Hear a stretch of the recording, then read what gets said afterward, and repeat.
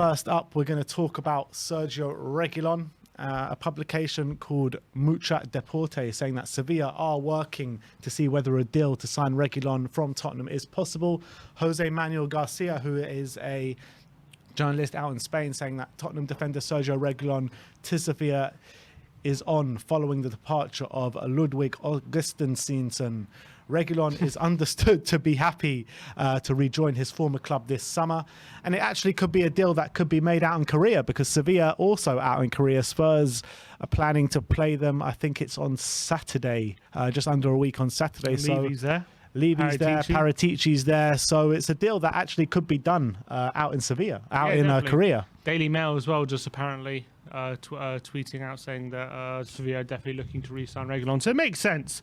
It was where he was at his best when they won the Europa League the year before we signed him.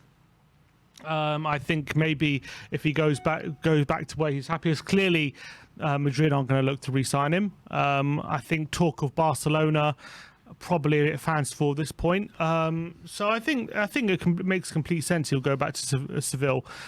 Just depends if they have the money, because we're probably going to want our money. I know Levy, he's probably going to try and get his money back. Seeing as he got his money back for Bergwijn, and you'd probably say Bergwijn had an even worse time than Reguilon at Spurs, so you'd probably want his money back at least for Reguilon. So and the foreign clubs at the moment, then not all of them have a lot of money right now, so it's very, very difficult. So whether it's a loan with a mandatory option to mandatory fee in the future or something like that, but I think it makes sense for everyone. I do feel a bit bad for Reggie. I feel like it was the right player, wrong time. Maybe under a different coach, it could have been different. And I do feel like he's a good player, and I feel even under Conte he wasn't bad, but I just feel like he's not perfect for what we really, really want in our wing back. So if that's the case, there's no point trying to continue to try and fit him in if we don't believe he's the right fit. Better just try and cash in, and we already got someone who is the right fit. So makes sense. I felt like he was much more. He would have been much more used to like a Jose Mourinho system than he would an Antonio Conte system. And even when Antonio first came in, it looked like Reggie was the one that was going to benefit one of the most in the first few weeks. But unfortunately, it didn't work out to be that way. And it looks like we are open to letting him leave, or we definitely are, seeing as he got left home from the tour. Yeah. That was a big call, but I honestly didn't expect him to be left home from the tour, but he made a decision. And I think it's fair. Like, I'm glad that he did it, because it leaves people under no illusions of where his stance is in the squad right now.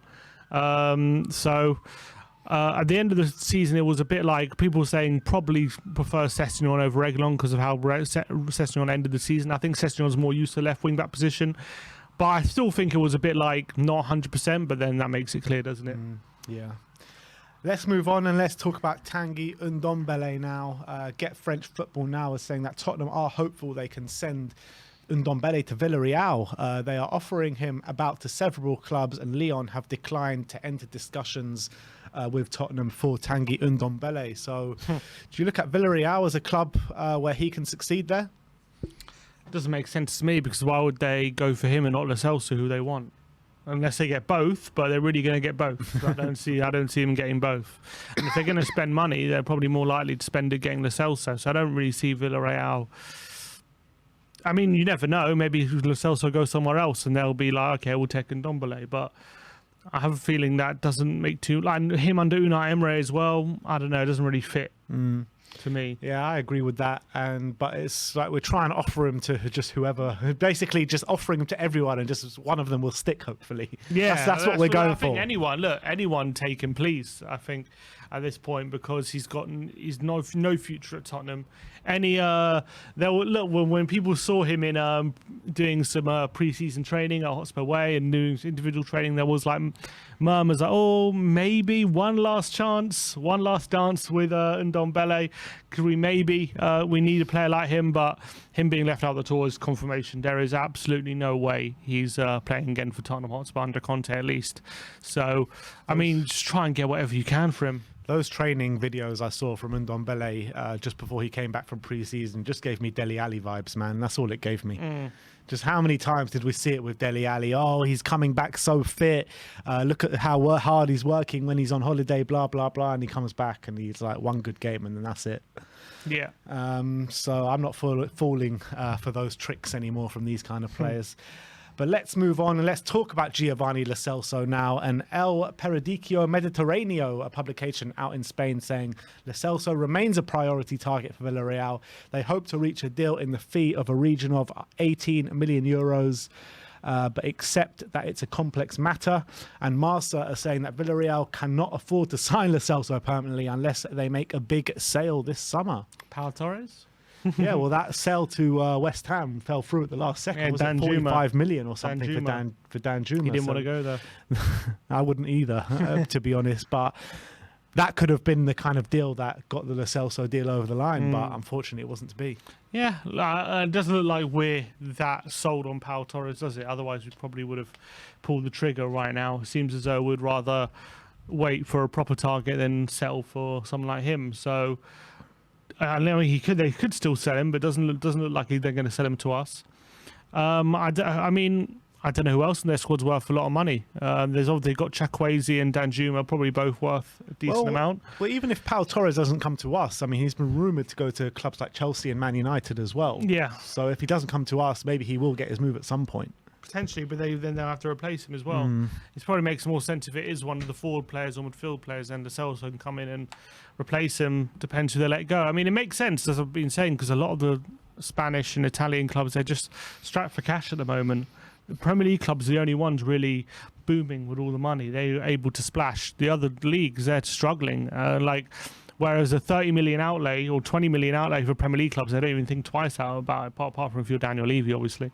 They barely think twice about it, but these are big transfer fees for these for the other clubs in foreign leagues. So to get 18 million out is not so simple anymore as it was maybe before the pandemic, and that's just reality we have to face at the moment. So hopefully they get the money together and we can get him to Villarreal, but nothing's guaranteed right now. I would not be surprised with both of these, Ndombele and Lo Celso, if both of them go on loans again this summer. I really wouldn't be surprised at all.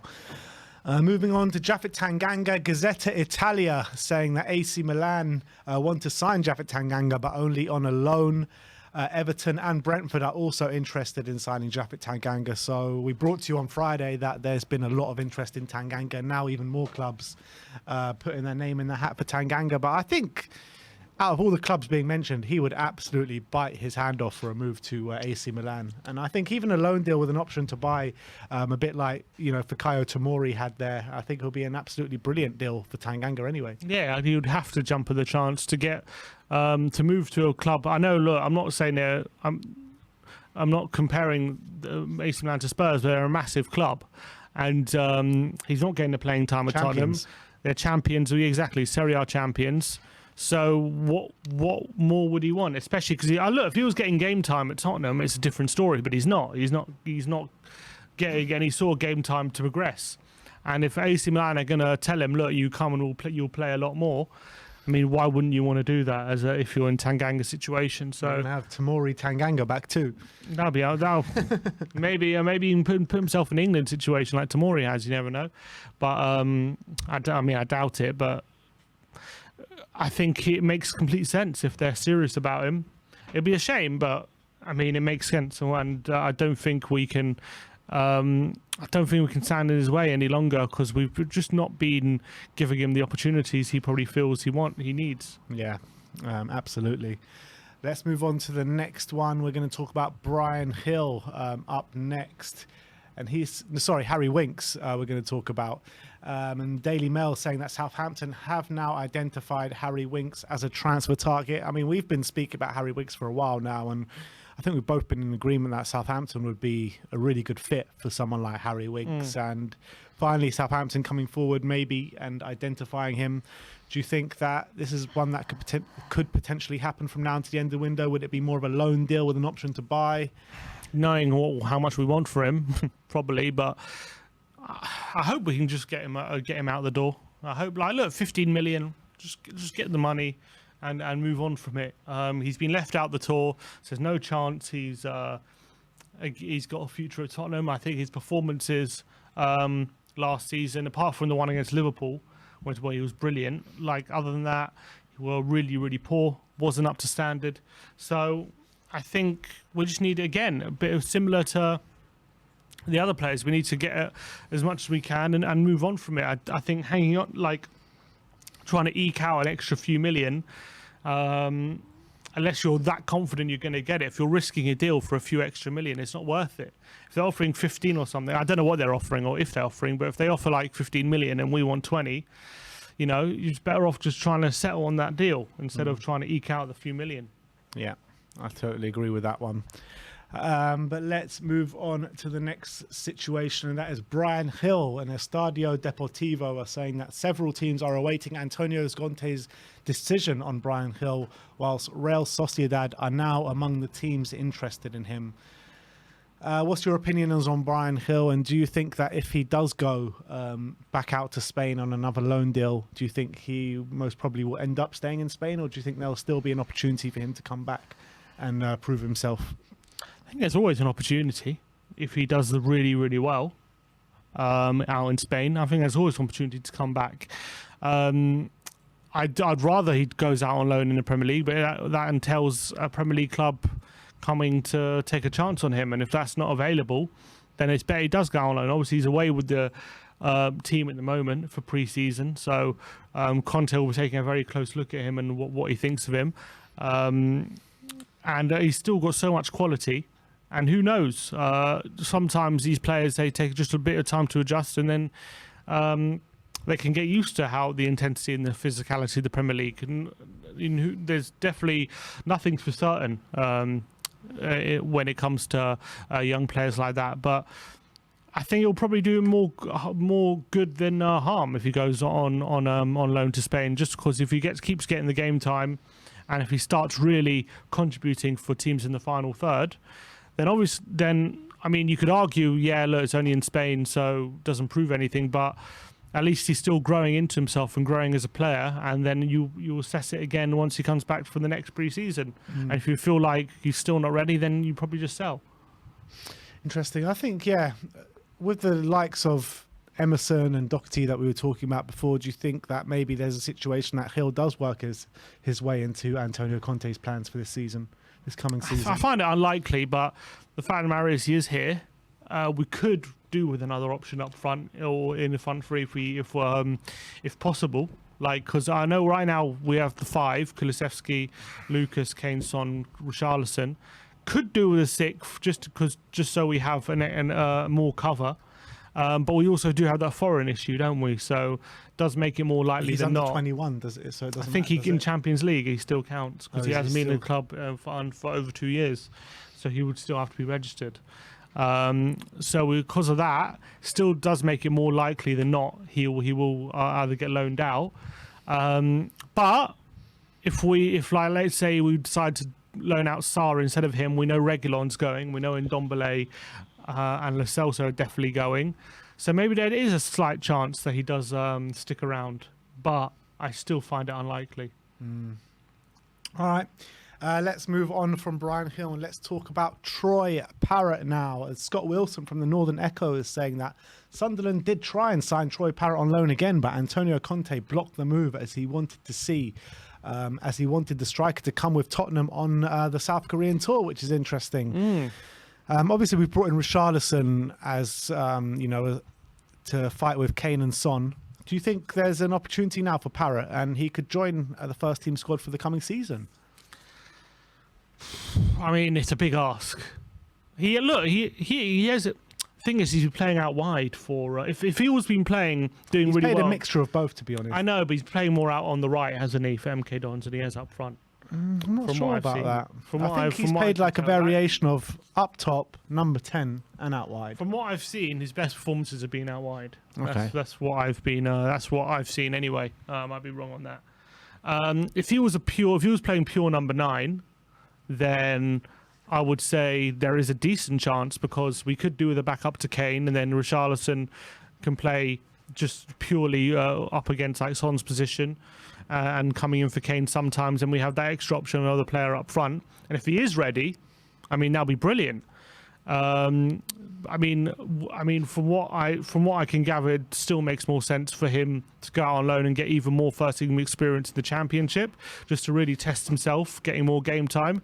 But if Conte really believes he can make an impact in the first team, coming off as a sub and stuff, and maybe even starting some cup games, I mean, that would be unbelievable news, because that would mean we have another striker come through the academy who's ready.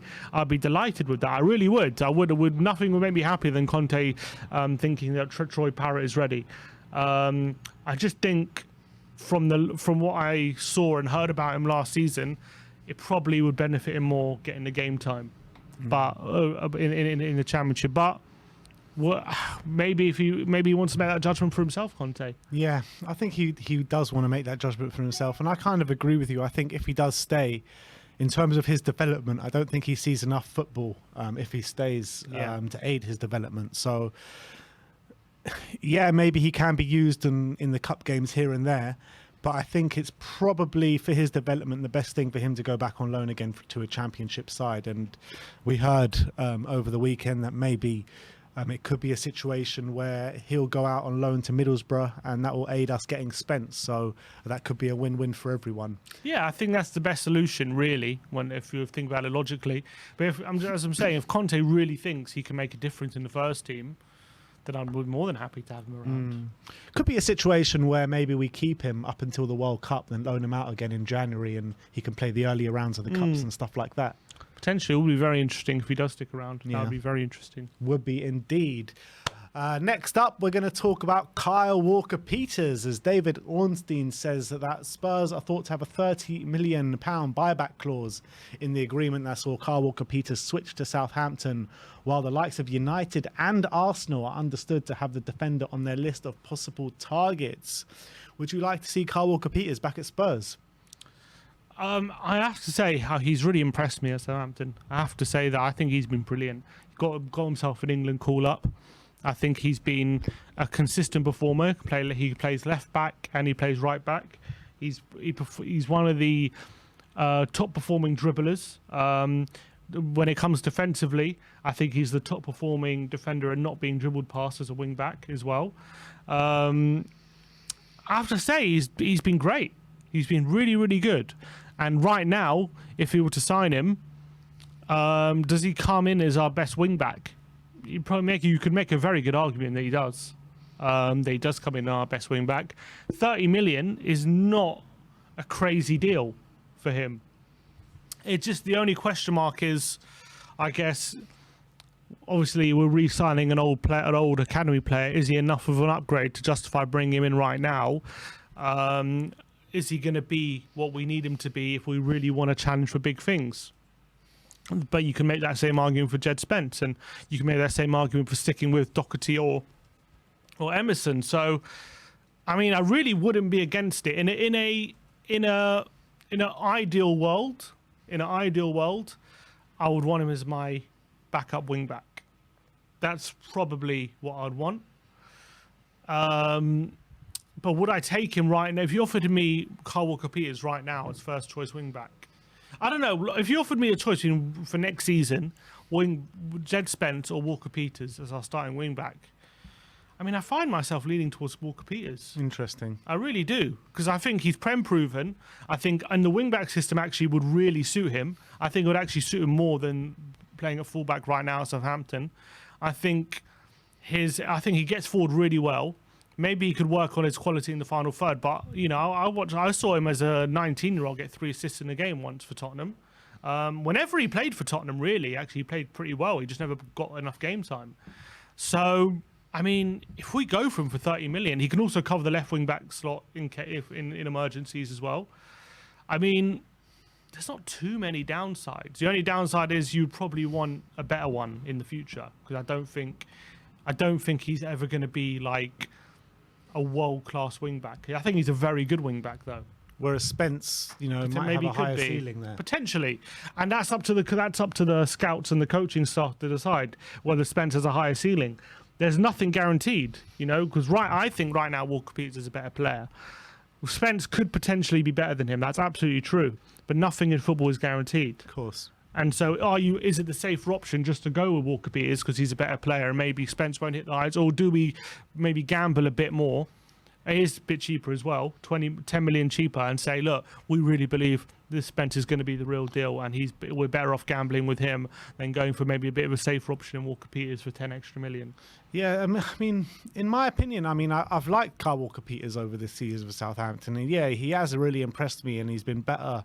Well, he's just got consistent minutes, which he's shown what he can do, where he didn't really have that time in Spurs to show what he can do on a consistent basis. But I'm not sure if I've seen Kyle Walker Peters have an attacking display like I've seen Spence have those attacking displays against Arsenal and Leicester. I don't know if Kyle Walker Peters has that in him on a consistent basis to produce those non-stop attacking displays where he completely tore Arsenal and Leicester apart. Yeah, but he's playing a fullback. It's a bit more defensive responsibility. It's true. But he's playing in a very attacking Southampton side as well. But as well, he's playing a lot of the time he was playing at left back because of Livramento. So I don't know. I feel like I get the feeling at wing back it would suit him a lot more than fullback. I think he has the energy to cover the whole side of the pitch and to get forward really well.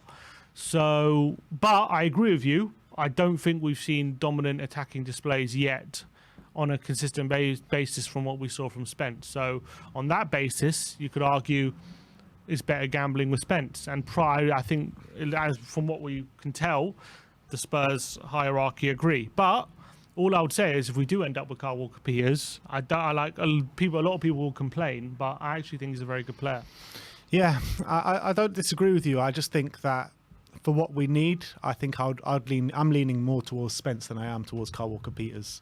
I really am. But I do say that if Arsenal are going to go get him, and if Walker Peters, if Arsenal try and stump up the cash for him, I'll probably start thinking, maybe Spurs should go get him. Is that what's being talked about? Because I know United. Yeah, that's what I read in the update. You read Arsenal as well. I heard United and Arsenal. Yeah, United and Arsenal. Surely he'd never go to. Oh God, no! We'll have to stop him from going to Arsenal. Surely that'd be terrible. But look, it shows though. Well, it doesn't. I mean, it's only links, but if United really do go for him, it shows how highly he is rated. And they do have Wan-Bissaka there, but they're looking for a more offensive wing back. And if they do decide we think Walker Peters fits the bill, that shows how good they think he possibly is. And he's homegrown as well. That's also another thing. So that helps with that factor. So I honestly would not be too against. But I wouldn't be too against it, but I don't think it's a long-term solution either. I think you want him plus another one, ideally. I got a feeling Kyle Walker Peters comes back, and then in a few years we're just like in the same situation we were in a couple of years ago when we looked to get rid of him before. No, because I think he would play a lot more. He would play a lot more. I still just want someone better than him, though, to be honest. That's the thing. You do want someone better, but he's good. I think he's underrated. I think he's been brilliant at Southampton. So I don't know. If it's purely for next season, then I think I'd rather Walker Peters. But then for the long-term future, it's a good argument for Spence. Yeah. Look, if we're going to go for Kyle Walker Peters and spend 30 million on him, let's just push the boat out even more and go for a dumb freeze. You know what I mean? Yeah, that's what we should be doing. If we're going to be buying players for a significant amount of money, they got to be good and they got to be, lasting a while as well. In my opinion, I mean, if we're going to buy Kyle Walker Peters for 30 million, are we really going to get more than that in a couple of years' time? Are we even going to get that amount in a couple of years' time? 30 million for Kyle Walker? Why not? It's a lot of money. Yeah, but if he's that good in England international and he's young as well, still.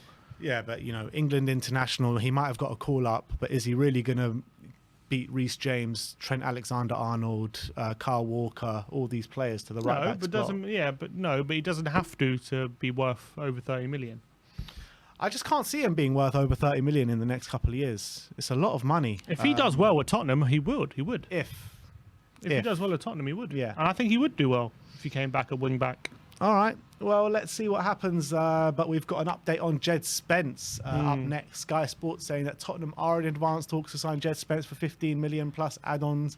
An agreement is getting closer and could be reached. by the weekend. I mean, how many times have we heard this? How many times are we going to hear this? Just entered advanced talks just now. What talks we entered advanced talks a month ago. What talks were we in before? I mean, surely, before the window opened, Jed Spence was supposed to be our first signing. Advanced talks. I mean, that makes absolutely no sense. What's like the opposite of advanced? What talks were we in before? It's like, it's ridiculous. Just to make a decision already is really doing my head in. It is, to be honest, it's a bit unacceptable that this deal wasn't done before pre-season. Like, there's no real, I can't really think of a reason, unless Middlesbrough are being that difficult. But if they're being really difficult, then walk away. There are better options out there anyway. And if you really feel like he's the best option, then why are you letting a few bonuses here and there about I don't know, these little bonuses? How can there be no compromise? Like, come on, it's a bit ridiculous right now that this deal is dragging on. So, look, he's missed the tour anyway.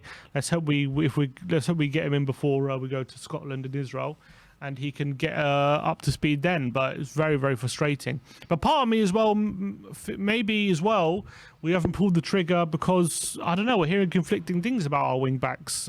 People saying Emerson's not for sale. People saying that Doherty's his first choice. So maybe we just haven't made our mind up on that either. I don't know. It's weird why it's taken so long. Well, only time will tell, and time is going to come very soon. And as we move on to the Emerson Royale update, Sky Sports saying that Atletico Madrid have made an offer to sign Emerson Royale on loan, but as it stands, Spurs have no intention of letting him leave. So I'm guessing, with the right-back situation, as opposed to previous years where we're looking to sell before we buy, we're looking to buy before we sell.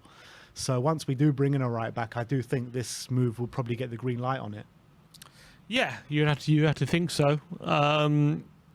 But it's weird. We're hearing so many reports saying he's not for sale, and then you got his agent saying Tottenham see him as the first choice. But then we all know there's a lot of talk, and maybe. When they say that he's our first choice, obviously as our agent talks, he's always going to talk up his client, isn't he? And then us saying he's not for sale, that could just be us to try and get the best offer for him possible.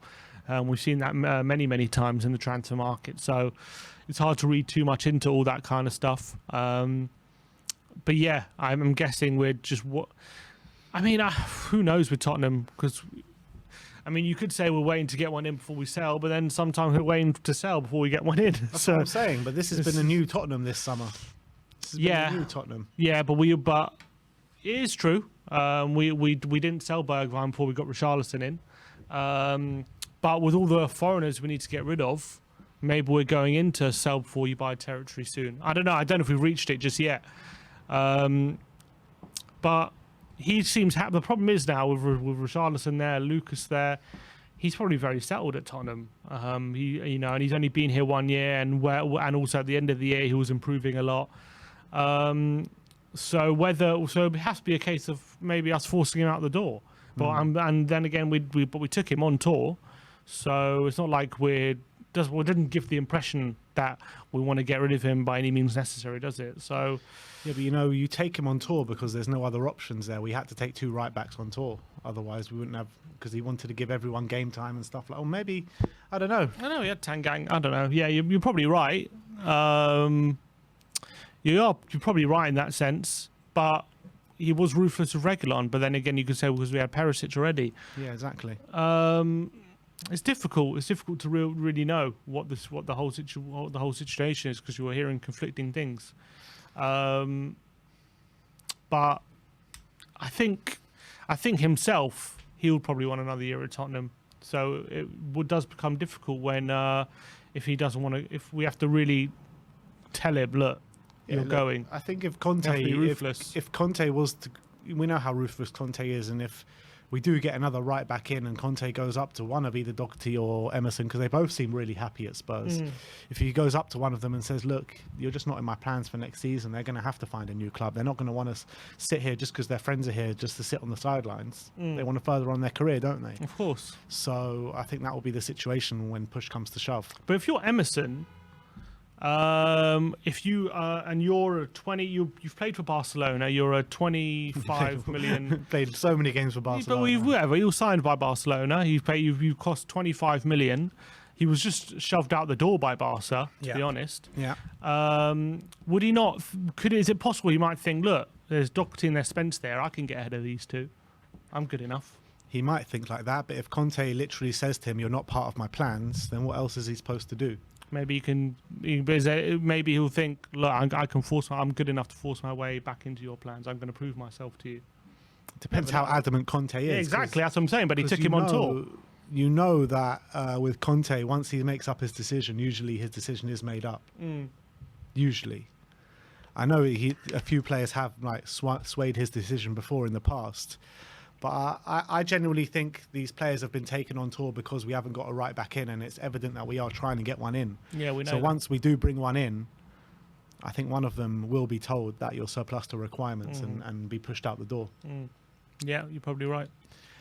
Last but not least, Harry Kane, as Fabrizio Romano said yesterday, that Levy, Paratici and Conte have never considered to sell Kane this summer. Spurs want to discuss a new deal as soon as possible as they consider him untouchable.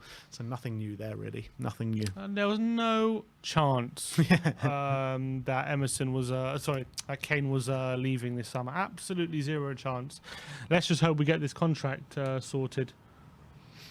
Yeah. I mean, let's just hope. I mean, it's. I would have hoped to have got it done earlier in the window, but maybe he was waiting to see what business was done. Let's see. I don't know. Surely Kane is looking at Spurs right now and thinking, finally, they're looking serious. Yeah. Surely Kane has got to be licking his lips. With Conte, we look serious in pre-season. We look serious now. So, I think that's absolutely right, and I think Kane must be really excited about what's going on at Tottenham right now, just like the rest of us. And right now, we wouldn't be open to selling him right now. Conte would be fuming if we even entertained an offer. So there was never a chance he was leaving this summer. As soon as Conte came in, there was no chance he was leaving. Both of them obviously have running down contracts, Kane and Conte. Do you think Conte's future lies with Kane, or Kane's future lies with Conte? Which one do you reckon signs first? Or has to sign first to make the other sign? Probably Conte has to sign first for Kane to sign, I would think. But then again, Conte, with Conte, it could easily be a situation where he doesn't sign until the end of the season, and then he makes his decision. It's very possible, and he'll just say, "Okay, I'm extending." So, and then if we leave it that long, Kane's entering his final year of his contract. It gets a bit precarious. So, there is a lot riding on next season. It wouldn't shock me if Kane doesn't sign at all this summer, and just wait to see how the season plays out. Doesn't mean he's not fully committed, but just means that he wants to see how the season plays out first before he completely commits. Because look, he signed a big contract last time, and let's be honest, it was more Tottenham who didn't keep up their end of the bargain than Kane in after him signing that contract, and maybe he doesn't want to go through that again. I wouldn't blame him. So in terms of signing a real long-term contract, so maybe he's just not rushing into it. Like maybe he rushed into it last time. All right, well, that is the transfer stories at the moment as it stands.